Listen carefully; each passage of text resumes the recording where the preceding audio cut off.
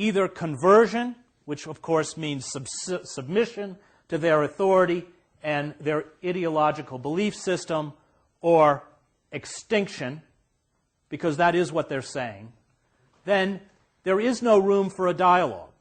All dialogue must include mutual respect, the recognition that there are other ways to be, other ways to believe, other faiths that have validity, including faiths outside the nation.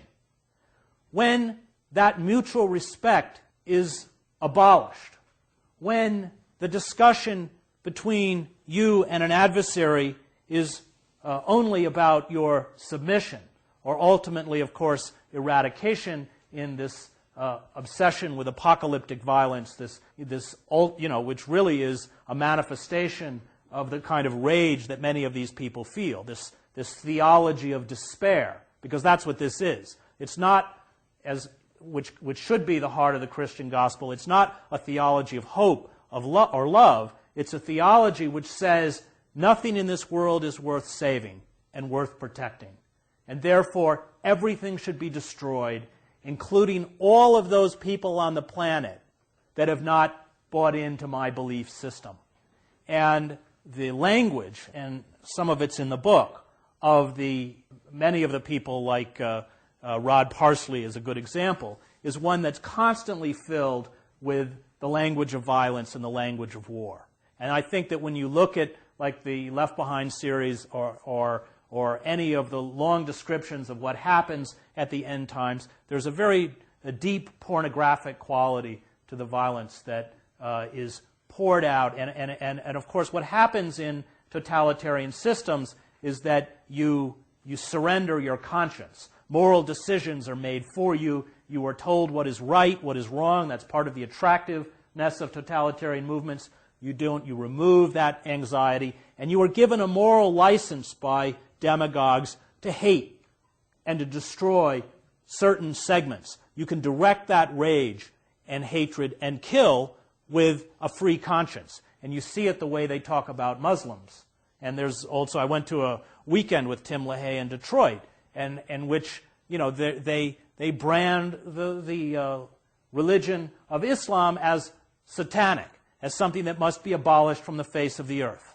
And that binary worldview, that ability to hand to believers the right to kill, is one that's deeply intoxicating, and of course is one of the attractiveness not only of this movement, but of all despotic or totalitarian movements. It was one of the things that I saw Slobodan Milosevic use to great effectiveness with crowds in Belgrade. So how does one handle a movement like this? How does one deal as we watch this movement rise within our society? I'm going to read just one little more passage from Karl Popper, who writes about this in his book, The Open Society and Its Enemies. Popper himself, like Hannah Arendt, like Fritz Stern, Popper was Viennese. He fled during the Second World War and wrote, not only this great sort of scholarly work, but like Arendt, combined with the passion of somebody who understood how these movements work in a very visceral way, and of course suffered. Many of his own family members were killed in the Holocaust. He writes about tolerance, and Popper has this wonderful term. He calls it the paradox of tolerance. He says, unlimited tolerance must lead to the disappearance of tolerance. If we extend unlimited tolerance, even to those who are intolerant, if we are not prepared to defend a tolerant society against the onslaught of the intolerant, then the tolerant will be destroyed and tolerance with them. In this formulation, I do not imply, for instance, that we should always suppress the utterance of intolerant philosophies as long as we can counter them by rational argument and keep them in check by public opinion. Suppression would certainly be most unwise.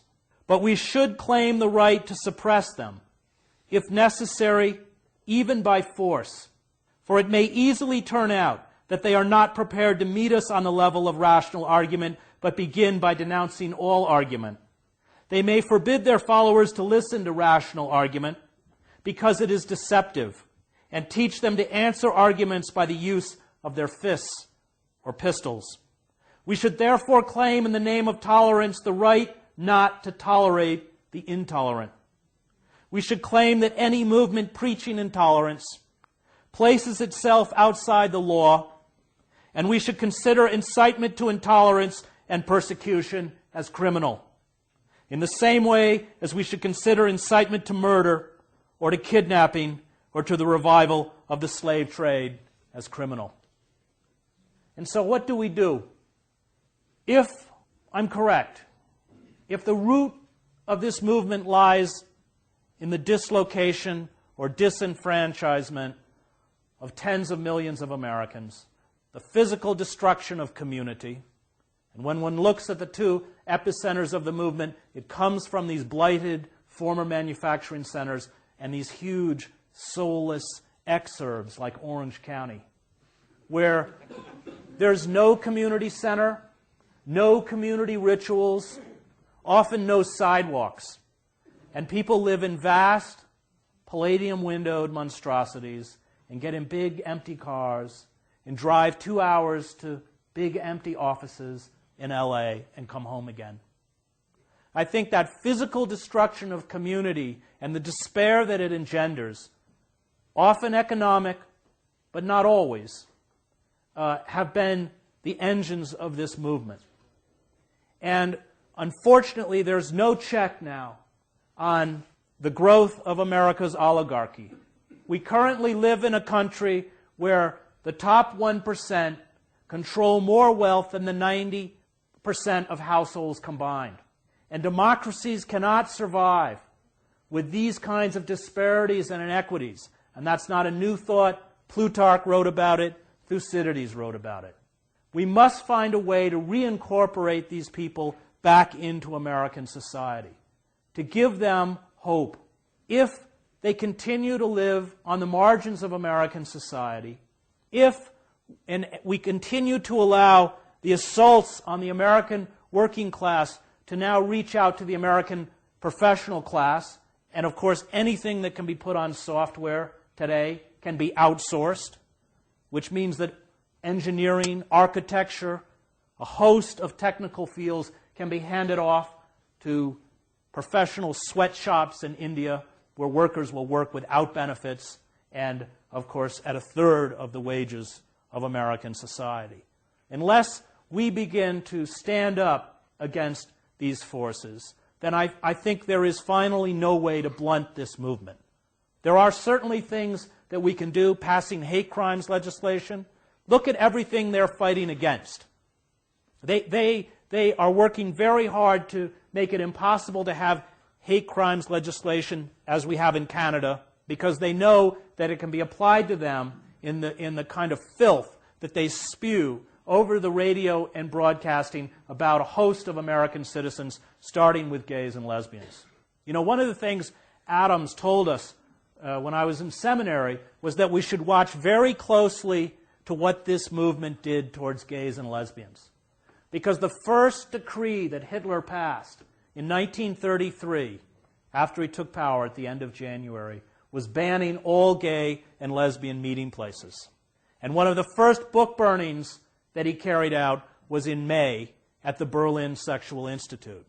And this drive to clean up the filth of Weimar Germany, to restore moral order, to bring back traditional German values, were lauded and cheered not only by the majority of the German public, but by the German churches as well. And Adams said that that process of stripping citizens of their rights because of their sexual orientation, of singling out social deviants, people labeled as social deviants, was part of the march towards our door, because they have a long list of social deviants. And we would be very naive to believe that they intend to stop with gays and lesbians, because when they're finished with them, they will turn on women, on scholars, on artists, on scientists. There is a host of people that they are ready to destroy. And so for me, that battle, and unfortunately it's a battle we're losing, to protect the rights of gays and lesbians in this country is that canary in the cage.